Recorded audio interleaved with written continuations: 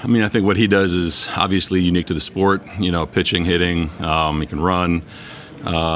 Dangerous in the box. Obviously, you always know when he's coming up in the order. A talent that the game hasn't seen in quite some time, if ever. So I think his entire game is what is driving all of the attention around him right now. In the pitches for any free agent players this offseason, and if so, what does your pitch to those players sound like? We're in touch with a lot of different players. We have been over the course of the off season, and I think the overall theme is you try to build your team up that you do have that's already here, the city of Toronto, the country of Canada. So I think our message is pretty consistent no matter who we're talking to. Excitement around the fan base kind of seems to be at an all-time high right now, just with the rumors and everything. I mean, are you guys kind of not in the clubhouse right now, but the guys who are in the clubhouse and you, are you kind of feeling that excitement through? You guys who seem to be part of something big. Yeah, obviously, you see and hear the buzz around you a little bit, and I think it's cool to have that go with an already really strong team. That's really talented and wanting to take that next step. So I think it's nice for everyone to kind of hear, some possibilities. And again, there's a lot of good players on the market and that are probably going to be available. Don, did the Blue Jays meet with Shohei Ohtani and Zenny yesterday? We meet with a lot of players. Again, I think I'll kind of leave it at that. It's kind of kept between the club. I live in Florida, so I arrived here last night. But again, I think who we meet with and where we meet with them, we keep to ourselves. When you did meet with him, did he give you an idea of when he was going to make a decision and if the Blue Jays are a serious consideration? We talked to a lot of different players, and I wouldn't know anything like that if he's where he's leaning or anything like that. But again, we deal with a lot of different players. Did you come out of the meeting feeling good? Again, it's a lot of players we've talked to over the course of this offseason, so I'll keep that between me and the organization. As a manager, how is it to manage a player like Shohei? Is it more challenging? Is it more excitement? Like, what is it like as a manager? I don't know. I know being an opposing manager is really tough. I would only assume that Joe Madden, Phil Nevin, it was exciting to have him in their lineup every day. We haven't really talked to you since the season ended. How have you reflected on the end of the season? The pitching move was a talk in Toronto for a long time. Comments that Ross made after the season about it was a decision that you made. Just how have you processed all that? You reflected on that? Yeah, I mean, reflected on a lot of stuff, I think, with staff, with front office, with players especially, and kind of landed in a really comfortable spot, I think, with everybody. First and foremost, the decisions that are made, in real time are always mine. I think that one got kind of a little bit extra attention because of the magnitude of the game, how Jose was pitching. And I think just going forward, me being better in those times to pivot if I need to. A lot of different people, we prepare for different games in different ways. And at the end of the day, they scored 2 runs. We didn't score any. So I understand how it's viewed. And I think, I just need to be better in those spots going forward. Losses like that are difficult, and I know you wear them a little bit. How long did it take you to sort of process it and then move on from it?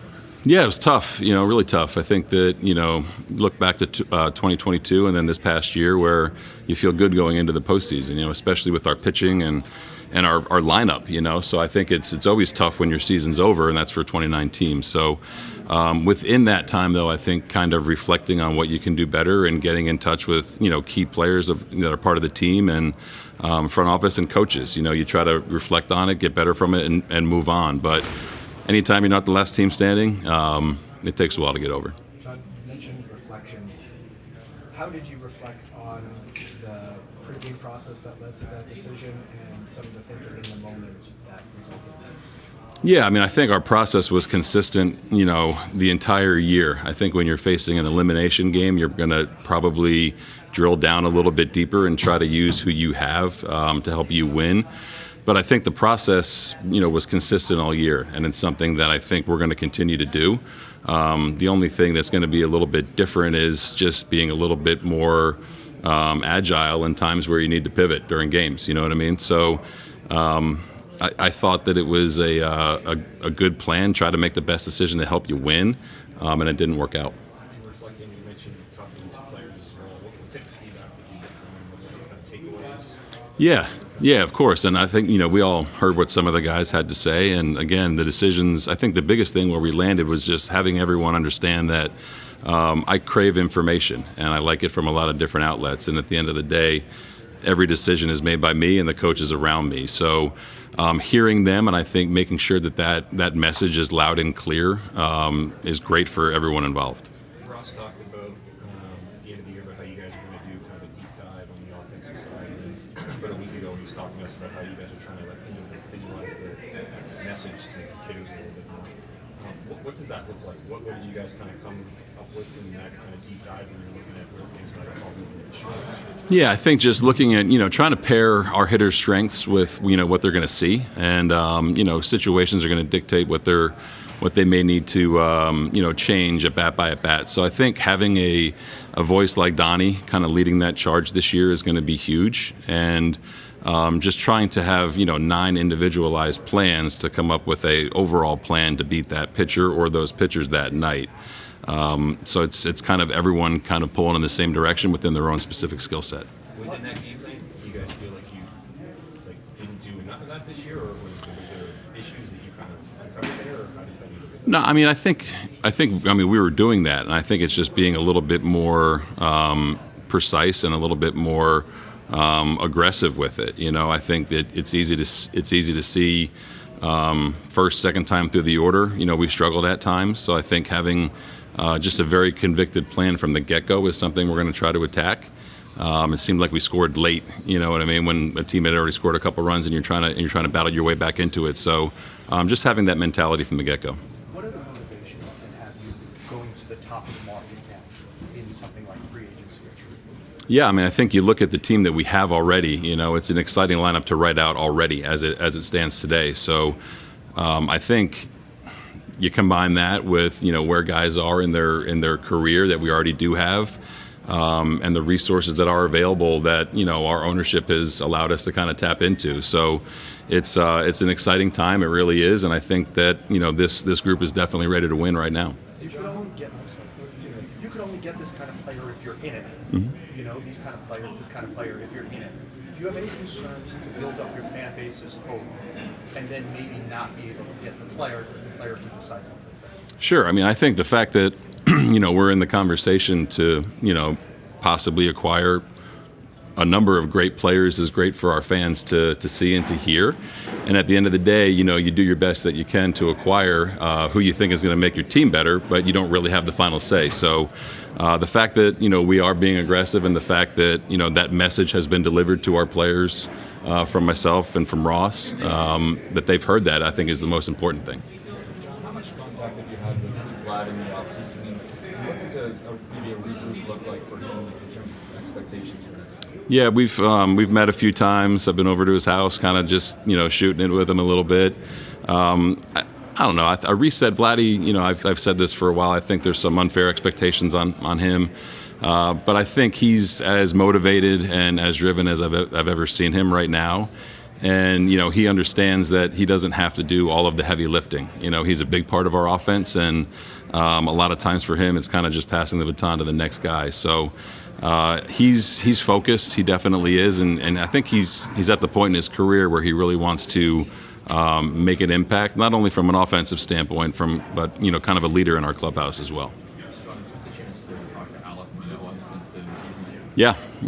Caught up with him recently. He's doing well, on schedule, throwing wise and things like that. He's feeling good.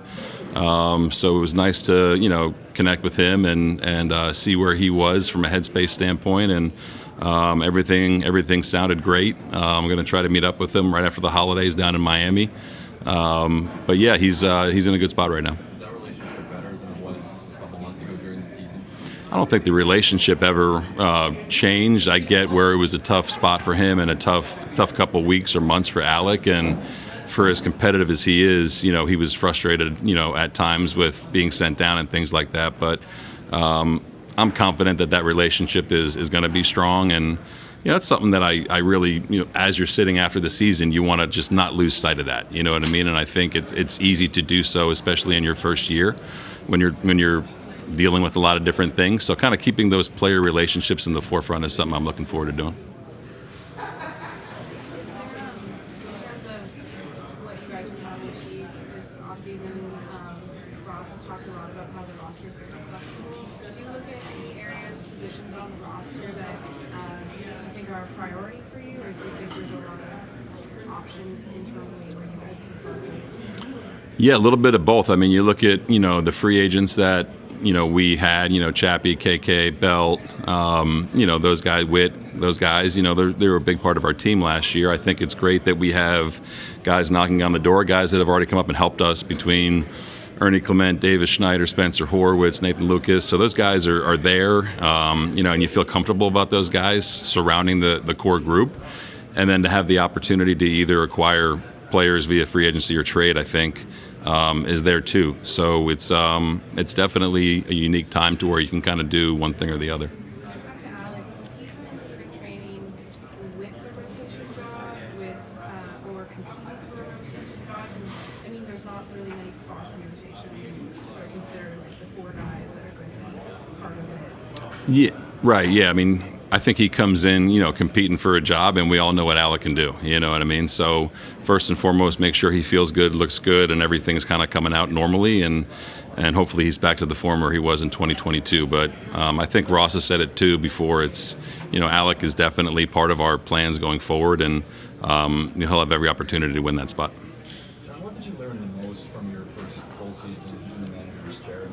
I guess further to that, what would be your takeaway in terms of how you've regrouped your coaching staff and sort of how you approach things? Yeah, I mean, I think the biggest thing I learned is that it's a long season with a lot of different ups and downs and different personalities, and you try to make everybody happy, and I think that's just not achievable. So having brutally honest conversations, even more so than you already do, I think players appreciate that. Being on the same page as your coaching staff, I think that we've been around long enough that we all are, and thrilled to add DeMarlo and Carlos into that mix as well. So you learn every day, really. You really learn every day. But I think having the players that we do have, the veteran guys, the Bassett's, the Gosmans, the Barrios, these guys, they kind of hold it together. And really leaning on them throughout the course of the year, I think, is what I've learned. John, how does the associate role of DeMarlo plug into the current coaching staff? And you guys have lost more bodies and kind of added back. Are there potential more adds coming to the coaching staff? For DeMarlo, it's probably traditional bench coach duties. I think and Donnie still has that title as well. And I think out of respect for DeMarlo, it was fair to give him that title. He was someone that I targeted almost to a fault when Tito left Cleveland there. Wasn't sure what DeMarlo was going to do. And we go way back that people probably don't know, and I've respected him since the day I met him. So DeMarlo probably more so on the defensive side, running game, kind of run prevention, fundamentals, things like that. Something that he really excels at. I love his voice, his demeanor, his intensity. Everything is really buttoned up with him. So that's kind of where I envision him. And as far as further adds, we're pretty close to being done, I would say. There may be one more at the most that we may add here soon. But feel good about where we are right now.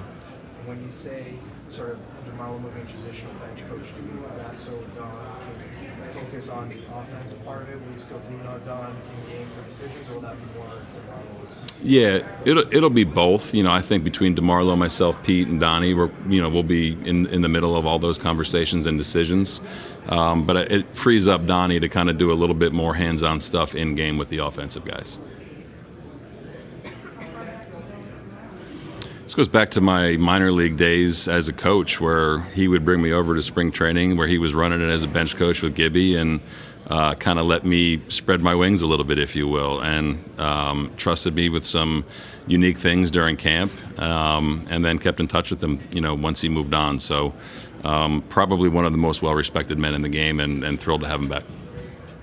John, what do you make of the success that David Schneider had in his rookie season, and how do you weigh those results going into camp next year versus kind of competing for a job Yeah, unbelievable what he did coming up. I think what allowed him to do that was his confidence, kind of his blue-collar mentality. He had to work for everything he earned, and his approach didn't budge, and you saw the results the first 35 games or so that were pretty historical. So he has that type of work ethic. We're confident he's going to continue to have that for as long as he plays. And, depending on where the roster lands when camp does open, he's going to be a big part of what we're trying to do, I think. When an offense struggles during the season, is it much more difficult to fix it in season than it would be starting fresh in the spring? I mean, you would like to say no, but sometimes it can be, because these guys are really talented and they're really good at their craft, and you don't want to disrupt what's made them good. So I think having a kind of reset, when you don't really reach your expectations, it just adds fuel for the guys to kind of come back and show what they can do. So hopefully that's the case.